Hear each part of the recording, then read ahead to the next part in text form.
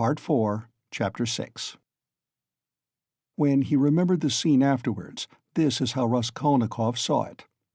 The noise behind the door increased, and suddenly the door was opened a little. "What is it?" cried Porfiri Petrovitch, annoyed. "Why, I gave orders." For an instant there was no answer, but it was evident that there were several persons at the door, and that they were apparently pushing somebody back. "What is it?" Porfiri Petrovitch repeated uneasily. "The prisoner Nikolai has been brought," someone answered. "He is not wanted. Take him away. Let him wait. What's he doing here? How irregular!" cried Porfiri, rushing to the door. "But he—" began the same voice, and suddenly ceased. 2 seconds, not more, were spent in actual struggle. Then someone gave a violent shove, and then a man, very pale, strode into the room. This man's appearance was at first sight very strange. He stared straight before him, as though seeing nothing. There was a determined gleam in his eyes. At the same time there was a deathly pallor in his face, as though he were being led to the scaffold. His white lips were faintly twitching. He was dressed like a workman and was of medium height, very young, slim, his hair cut in round crop, with thin, spare features. The man whom he had thrust back followed him into the room and succeeded in seizing him by the shoulder. He was a warder, but Nikolai pulled his arm away. Several persons crowded inquisitively into the doorway. Some of them tried to get in. All this took place almost instantaneously. "Go away! It's too soon. Wait till you are sent for.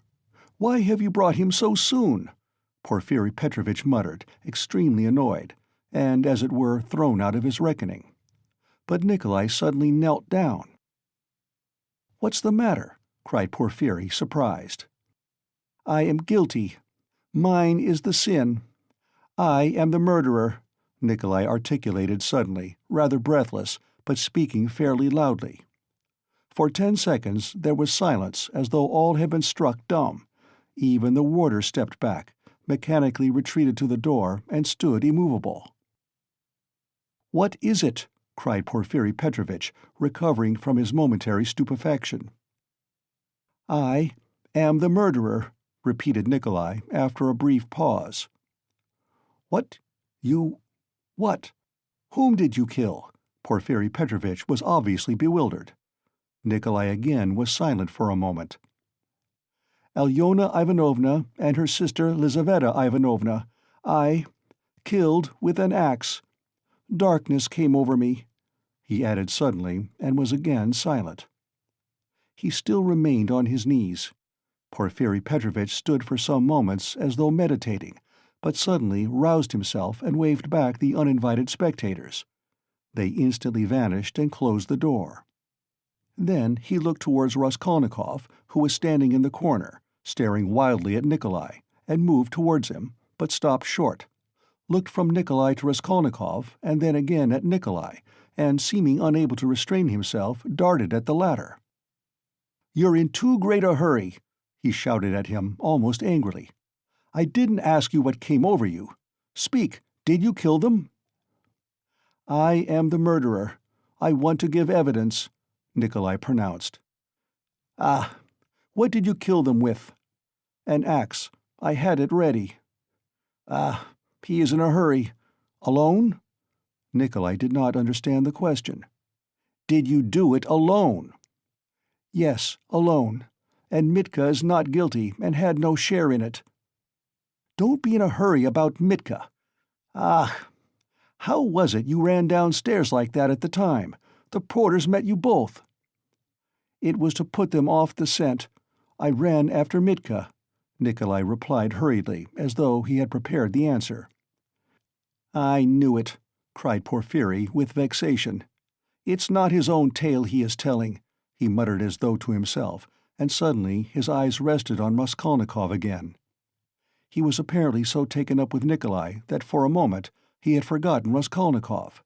He was a little taken aback. "My dear Rodion Romanovitch, excuse me." He flew up to him. "This won't do. I'm afraid you must go. It's no good your staying. I will You see, what a surprise! Goodbye." And taking him by the arm, he showed him to the door. "I suppose you didn't expect it?" said Raskolnikov, who, though he had not yet fully grasped the situation, had regained his courage. "You did not expect it either, my friend. See how your hand is trembling? Ha! You're trembling too, Porfiri Petrovitch." "Yes, I am. I didn't expect it." They were already at the door. Porfiri was impatient for Raskolnikov to be gone. "And your little surprise, aren't you going to show it to me?" Raskolnikov said sarcastically. "Why, his teeth are chattering as he asks, You are an ironical person. Come, till we meet." "I believe we can say goodbye." "That's in God's hands," muttered Porfiri with an unnatural smile. As he walked through the office, Raskolnikov noticed that many people were looking at him. Among them he saw the two porters from the house, whom he had invited that night to the police station. They stood there waiting. But he was no sooner on the stairs than he heard the voice of Porfiri Petrovitch behind him. Turning round, he saw the latter running after him, out of breath. "One word, Rodion Romanovitch. As to all the rest, it's in God's hands, but as a matter of form, there are some questions I shall have to ask you, so we shall meet again, shan't we?" And Porfiri stood still, facing him with a smile. "Shan't we?" he added again. He seemed to want to say something more, but could not speak out. "You must forgive me, Porfiri Petrovitch, for what has just passed. I'd lost my temper," began Raskolnikov, who had so far regained his courage that he felt irresistibly inclined to display his coolness.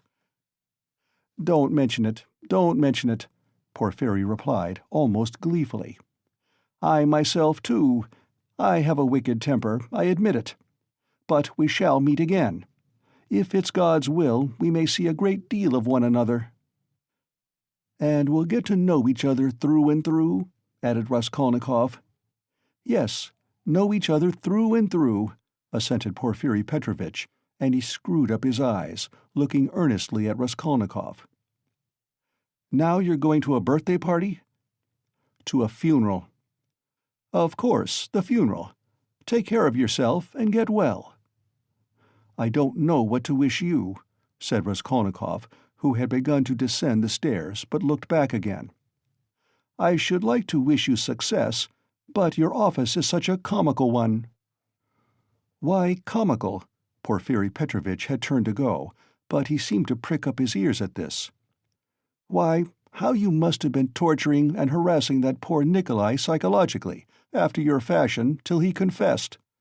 You must have been at him day and night, proving to him that he was the murderer, and now that he has confessed, you'll begin vivisecting him again. You are lying, you'll say. You are not the murderer. You can't be. It's not your own tale you are telling. You must admit it's a comical business." "Ha ha ha! You noticed then that I said to Nikolai just now that it was not his own tale he was telling?" "How could I help noticing it?" "Ha ha! You are quick-witted. You notice everything. You've really a playful mind. And you always fasten on the comic side. Ha ha! They say that was the marked characteristic of Gogol among the writers." "Yes, of Gogol." "Yes, of Gogol. I shall look forward to meeting you." "So shall I." Raskolnikov walked straight home. He was so muddled and bewildered that on getting home he sat for a quarter of an hour on the sofa, trying to collect his thoughts. He did not attempt to think about Nikolai. He was stupefied. He felt that his confession was something inexplicable, amazing, something beyond his understanding. But Nikolai's confession was an actual fact. The consequences of this fact were clear to him at once.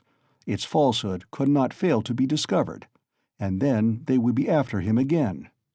Till then, at least, he was free and must do something for himself, for the danger was imminent. But how imminent? His position gradually became clear to him. Remembering, sketchily, the main outlines of his recent scene with Porfiri, he could not help shuddering again with horror. Of course, he did not yet know all Porfiri's aims. He could not see into all his calculations. but he had already partly shown his hand, and no one knew better than Raskolnikov how terrible Porfiry's lead had been for him. A little more, and he might have given himself away completely, circumstantially. Knowing his nervous temperament, and from the first glance seeing through him, Porfiry, though playing a bold game, was bound to win. There's no denying that Raskolnikov had compromised himself seriously, but no facts had come to light as yet. There was nothing positive. But was he taking a true view of the position? Wasn't he mistaken? What had Porfiry been trying to get at? Had he really some surprise prepared for him? And what was it? Had he really been expecting something or not? How would they have parted if it had not been for the unexpected appearance of Nikolai? Porfiry had shown almost all his cards. Of course, he had risked something in showing them. And if he had really had anything up his sleeve, Raskolnikov reflected, he would have shown that too. What was that surprise? Was it a joke? Had it meant anything? Could it have concealed anything like a fact, a piece of positive evidence? His yesterday's visitor? What had become of him? Where was he today? If Porfiry really had any evidence, it must be connected with him. He sat on the sofa with his elbows on his knees and his face hidden in his hands. He was still shivering nervously. At last he got up, took his cap, thought a minute, and went to the door. He had a sort of presentiment that, for today at least, he might consider himself out of danger.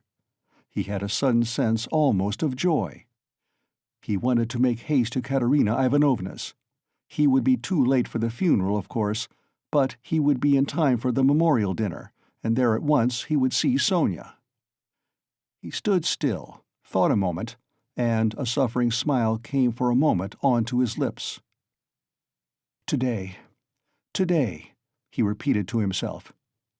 Yes, today. So it must be. But as he was about to open the door, it began opening of itself. He started and moved back.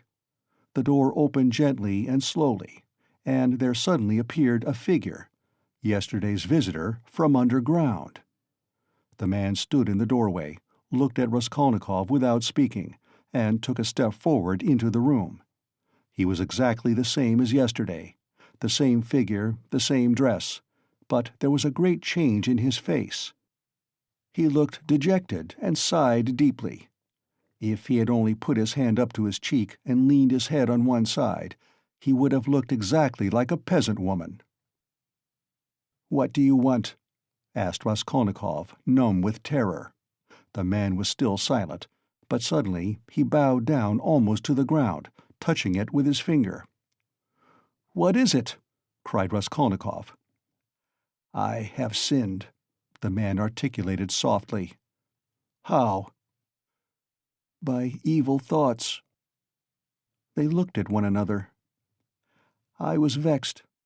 When you came, perhaps in drink, and bade the porters go to the police station and asked about the blood, I was vexed that they let you go and took you for drunken.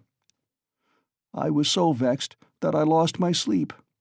And remembering the address, we came here yesterday and asked for you." "Who came?" Raskolnikov interrupted, instantly beginning to recollect. "I did. I've wronged you." "Then you come from that house?" "I was standing at the gate with them. Don't you remember? We have carried on our trade in that house for years past. We cure and prepare hides. We take work home. Most of all, I was vexed." And the whole scene of the day before yesterday in the gateway came clearly before Raskolnikov's mind. He recollected that there had been several people there besides the porters, women among them.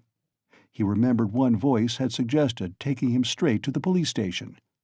He could not recall the face of the speaker, and even now he did not recognize it, but he remembered that he had turned round and made him some answer.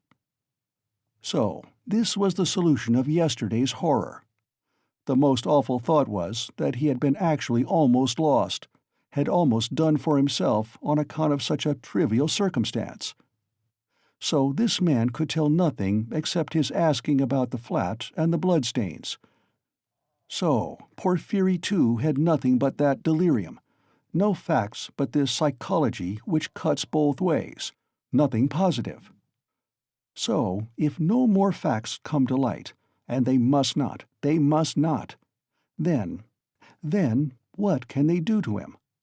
How can they convict him, even if they arrest him?